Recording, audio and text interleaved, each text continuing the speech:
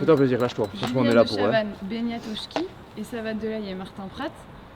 Il y a un témoin pour parler de 3 joueurs qui sont au club depuis des années et qui feront leur dernier match ce dimanche sur cette pelouse de Maurice Boyau. Julien de Chavannes, est-ce que vous pouvez nous les présenter, s'il vous plaît? Bon, je n'ai pas besoin de les présenter. Beñat Oshki, et Savad Delay et Martin Pratt. Je viens de le Voilà dire. des joueurs que vous connaissez qui vont terminer leur carrière rugbyistique d'Aquoise dimanche. Voilà. Tout va bien. C'est ça ta présentation de nous? Ouais. C'est ça ta considération pour nous? Non, Donc, comment vous le prenez ce dernier match? Bien. Bien. La saison se finit, donc vu le résultat, je pense que se termine. Enfin, voilà, il faut que ça se termine. Donc voilà. Donc dimanche, on va faire le dernier match pour avant tout prendre du plaisir, puis essayer de rendre une bonne image, une bonne copie, pas comme celle d'il y a 15 jours. Et alors, dans une carrière, le dernier match comme ça représente quoi? Dans les clubs, je pense que c'est un peu, je pense qu'on donne un peu l'image qu'on veut retenir de nous, qu'on a envie. Après, je pense que souvent on se souvient de chaque dernier match qu'on a fait dans les clubs. Après, plutôt positivement ou en négatif, mais je pense que c'est important de finir en laissant la meilleure des images qui soit, parce que c'est un peu ce qui va rester derrière dans la mémoire des supporters. Je ne sais pas si ils nous retiendront longtemps, mais au moins voilà, qu'on parte sur une bonne copie et l'esprit tranquille. Et ça va? En quelques mots?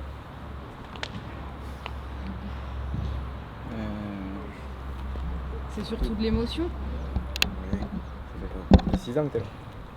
Moi, c'est 7 ans ici, c'est 8, 6 maintenant. On est arrivé quasiment en même temps, Dush et ça va et moi. Je suis content de jouer ici. Mais C'est des bons souvenirs? oui, c'est des bons souvenirs. Surtout, je plaise un peu. Mais après, c'est la vie. C'est quand tu fais comme ça, tu arrête, mais c'est bon. Après, il y a autre chose derrière. Il y a autre chose derrière pour chercher. Mais après, moi, je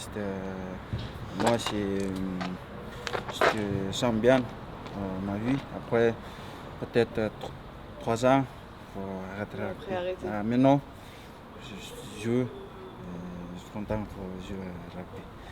Et est-ce que c'est aussi une histoire de copains? Tu disais, Martin, que vous étiez arrivés en même temps, à peu près tous les 3. Ouais. Bien sûr, c'est des amitiés qui se créent.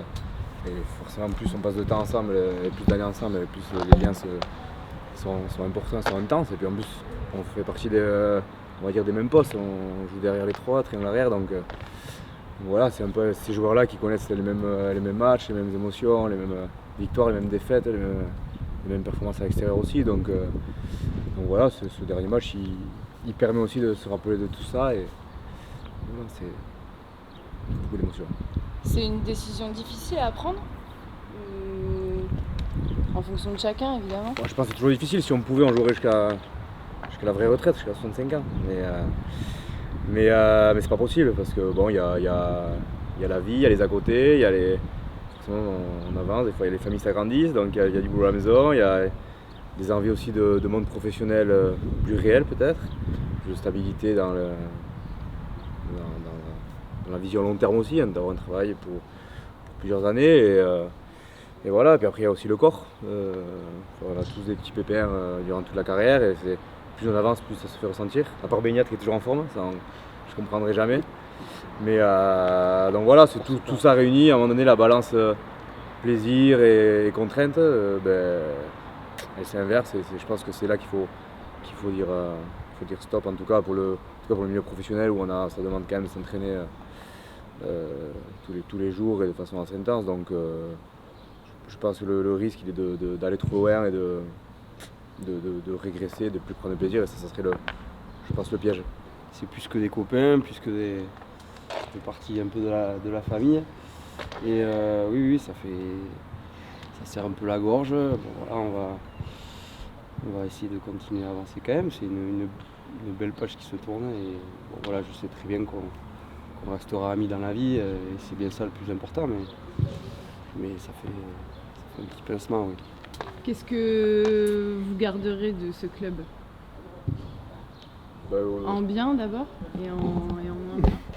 Non, mais de toute façon, dans toute entreprise, il y a des bons côtés et des mauvais côtés. Et je pense que c'est tout ça qu'on retient. Et puis on nous a jamais, à un moment donné, les contraintes, on les connaît avant de signer au contrat. Donc si on n'est pas content, on ne s'engage pas aussi. Moi, je retiens franchement de belles aventures. C'est bizarre, c'est paradoxal, mais cette année, le groupe, franchement, j'ai vraiment côtoyé une jeunesse, moi, qui m'a fait du bien, qui est très, très respectueuse, bien éduquée, bosseuse. J'entends souvent dans d'autres endroits que ces générations ont changé et tout. Moi, j'ai eu la chance, je pense qu'on a eu la chance vraiment d'avoir une jeunesse qui nous a apporté beaucoup de positif et heureusement qu'elle est là. J'espère qu'elle va perdurer aussi dans ce club. Il nous a boosté aussi. Il nous a boosté et donc voilà, moi je retiendrai ça pour cette année.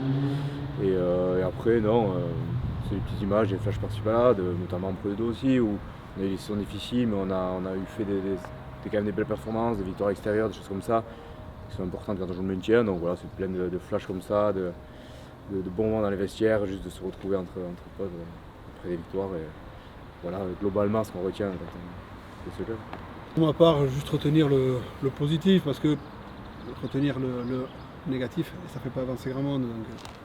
Donc à partir de là, voilà, retenir ce qui a été bien, les belles performances de cette année, surtout à domicile forcément, mais voilà, c'est la joie qu'on a pu avoir à la fin des matchs, qu'on n'a pas su connaître à l'extérieur. Hein, c'est pour avoir une fin de saison peut-être un peu plus intéressante pour nous.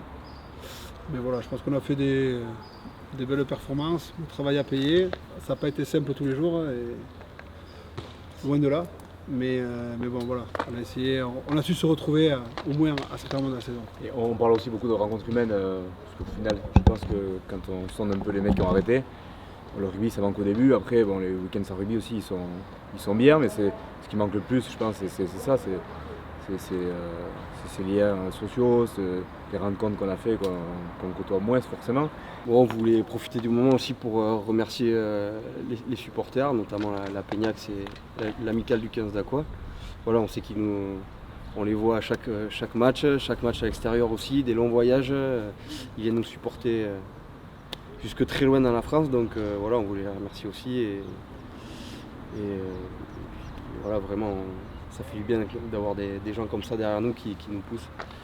Ça nous touche parce que des fois il y a des stades, c'est sûr, on voit des centaines ou des personnes comme ça et on se dit que c'est génial d'avoir ça.